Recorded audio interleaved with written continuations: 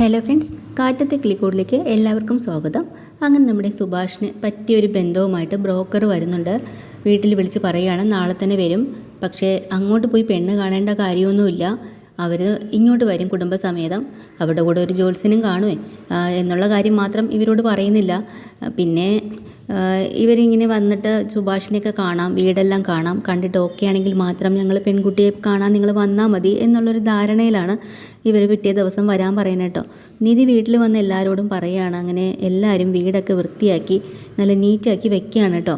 സുധീഷ് നമ്മുടെ നിധിയോടും പറയുന്നുണ്ട്, പുറത്ത് അച്ഛൻ ഇരിപ്പുണ്ട്. അങ്ങനെ അച്ഛനോട് വരുമ്പം തന്നെ അച്ഛനോട് ഈ കാര്യം പറയാം, പെട്ടെന്നൊന്നും ഓടിക്കളയരുത്, ഇവിടെ ഒരു കൂട്ടർ വരുന്നുണ്ട്, സുമേഷ് ചേട്ടൻ്റെ വിവാഹവുമായി ബന്ധപ്പെട്ടവരാണ്. അപ്പോൾ തന്നെ അച്ഛൻ ചോദിക്കുന്നുണ്ട്, ഇടി അതിന് നമ്മളങ്ങോട്ട് പെണ്ണ് കാണാനൊന്നും പോകണ്ടേ?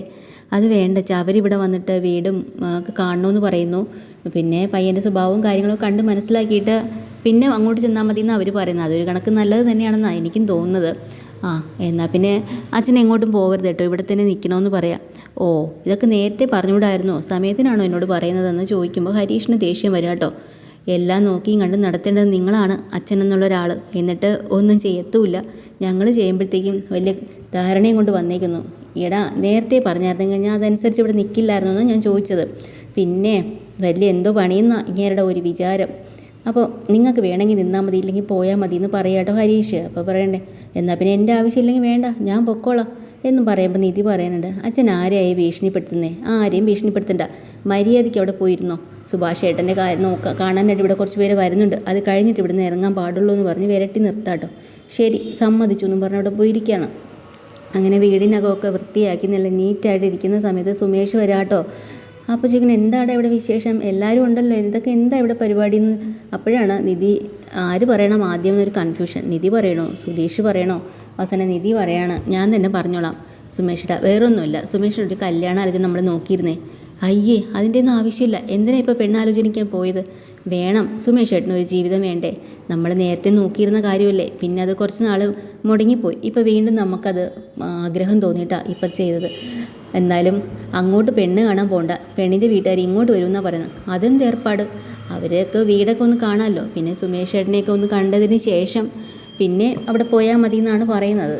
കുറച്ച് പ്രോഗ്രസീവായിട്ടുള്ള ആൾക്കാരായിരിക്കും സുമേഷ് ഏട്ടൻ, അതുകൊണ്ടാണ് അവരെങ്ങനെയൊക്കെ ചിന്തിക്കുന്നത്. അതൊക്കെ നല്ല കാര്യം തന്നെ.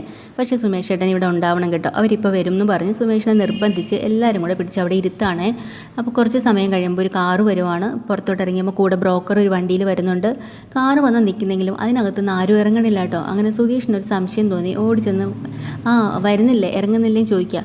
അപ്പോൾ അതിനകത്തിരുന്ന് വന്ന ആൾ പറയുന്നുണ്ട്, അതെ 4 മണി രാഹുകാലമുണ്ട്, അത് കഴിഞ്ഞതിന് ശേഷം ഞങ്ങൾ ഇറങ്ങത്തുള്ളൂ. അതിപ്പം 4 മണി ആവാറായല്ലോ. 4 മണി ആവട്ടെ, അത് കഴിഞ്ഞ് ഇറങ്ങാം. ബ്രോക്കറോട് പോയി സുധീഷ് കാര്യം ചോദിക്കുമ്പോൾ ബ്രോക്കർ പറയാം, ഓ, ഇവർക്ക് കുറച്ച് സമയവും കാലവും ജാതകവും ഒക്കെ നോക്കുന്ന ആൾക്കാരാണ്, പെർഫെക്റ്റ് ആയിരിക്കണം. എന്നാൽ ശരി, അങ്ങനെ ആയിക്കോട്ടെ. കുറച്ച് സമയം വെയിറ്റ് ചെയ്യുമ്പോഴത്തേക്കിനും 4 മണി ആകുമ്പോൾ തന്നെയാണ് അവർ കാറിനകത്ത് നിന്ന് ഇറങ്ങുന്നത് കേട്ടോ. അങ്ങനെ ഇവരെ വിളിച്ച് അകത്തേക്ക് കൊണ്ടുപോവുകയാണ്. നിധി ചായ എടുക്കട്ടെ, വെള്ളം എടുക്കട്ടെ എന്നൊക്കെ ചോദിക്കുമ്പോൾ വെയിറ്റ് ചെയ്യണം, കുറച്ച് കഴിയട്ടെ എന്ന്. അങ്ങനെ ഇവരെ വീടും എല്ലാം നോക്കുകയാണ്, സുമേഷിനെയും കാണുകയാണ്. ആ സമയത്ത് ജാതകം ചോദിക്കുന്നുണ്ട് കേട്ടോ. അപ്പോൾ ജാതകം എന്ന് പറയണത് നമ്മുടെ സുമേഷിന് ഇല്ല എന്നാണ് പറഞ്ഞിരിക്കുന്നത്. അതുകൊണ്ട് ഒരു തട്ടിക്കൂട്ട് ജാതകം ഉണ്ടാക്കിക്കൊണ്ട് വന്നിട്ടുണ്ട് നമ്മുടെ ഹരീഷും സുധീഷും കൂടെ. ഒരു ജോത്സ്യൻ്റെ അടുത്ത് പോയിട്ട് 2000 രൂപ കൊടുത്തിട്ടാണ് എഴുതി വാങ്ങുന്നത് കേട്ടോ. അതും വാങ്ങി ഇവിടെ കൊണ്ട് വന്നിട്ടുണ്ടല്ലോ. അപ്പോൾ ഇതെടുത്ത് ഇവരുടെ കൂടെ ഒരു ജോത്സ്യനെയും കൂടെ ആണ് ഇവർ കൊണ്ടുവന്നിരിക്കുന്നത്. ആ ജോത്സ്യൻ്റെ കയ്യിൽ ഇത് കൊടുക്കുകയാണ്. അയാൾ നോക്കിയിട്ട് അത്ര പെർഫെക്റ്റ് ആയിട്ടൊന്നും എന്തൊക്കെയോ പറയുന്നുണ്ട്. അപ്പം അങ്ങനെയൊന്നും ശരിയല്ല, ഇതാണെന്നെല്ലാം പറഞ്ഞു വരുമ്പോൾ തന്നെ പെട്ടെന്ന് നമ്മുടെ സുധീഷിൻ്റെ അച്ഛൻ തന്നെ ഭാസ്കരൻ ഇരുന്നുകൊണ്ട് പറയുന്നുണ്ട്, ഇവനെ ശരിക്കും പറഞ്ഞാൽ ജാതകം ഉണ്ടെന്നാണ് എൻ്റെ ഓർമ്മ. ഇന്നലെയൊക്കെ ഇവർ വന്ന് എന്നോട് ചോദിച്ചപ്പോഴേ ഞാനില്ലയെന്ന് പറഞ്ഞു. അപ്പോൾ ഇവർ പോയി വേറെ എഴുതിയതാ. ആണോ? അയ്യോ, അങ്ങനെയൊന്നും പറയല്ലേ അച്ഛാന്ന് സുധീഷ് പറയുന്നുണ്ട് കേട്ടോ. ഇത് കള്ളം എഴുതിയാണെന്ന് പറഞ്ഞാലോ. പക്ഷേ ഭാസ്കരൻ അവിടെ നിന്ന് സത്യം വിളിച്ച് പറയുന്നുണ്ട്. അപ്പോൾ ഒറിജിനലായിട്ടുള്ള ജാതകം ഉണ്ടായിട്ടാണോ 2000 രൂപ കൊടുത്ത് ഇപ്പോൾ എഴുതേണ്ടി വന്നതെന്നും പറഞ്ഞുകൊണ്ട് സുധീഷും ഹരീഷും കൂടെ അങ്ങനെ പഴയ പെട്ടിയൊക്കെ തുറന്ന് സുമേഷിൻ്റെ ജാതകം എടുത്തുകൊണ്ട് ആ ജോത്സ്യരുടെ കയ്യിൽ കൊടുക്കുക കേട്ടോ. സുമേഷ് എല്ലാവരും നിൽക്കുകയാണ്. എല്ലാവരുടെ മുന്നിൽ വെച്ച് അയാളത് നോക്കിയിട്ട് പറയാം, ഈ ബന്ധം നമുക്ക് വേണ്ട, ഇതൊരിക്കലും ചേരില്ല. അതെന്താ അങ്ങനെ? ഈ ഇതിൽ പറയുന്നതുകൊണ്ട് നിങ്ങൾക്ക് വിഷമവും തോന്നില്ലേ? ഈ ജാതകപ്രകാരമുള്ള ആളിന് ഒരിക്കലും വിവാഹയോഗം ഇല്ല. ഈ പയ്യൻ താമസിക്കുന്ന വീട്ടിൽ ഒരു പെണ്ണും വാഴില്ല, അതാണ്. അയ്യോ, അങ്ങനെയാണോ? അതൊക്കെ വെറുതെ. അപ്പോൾ സുമേഷ് വിഷമിച്ചിരിക്കുക കേട്ടോ.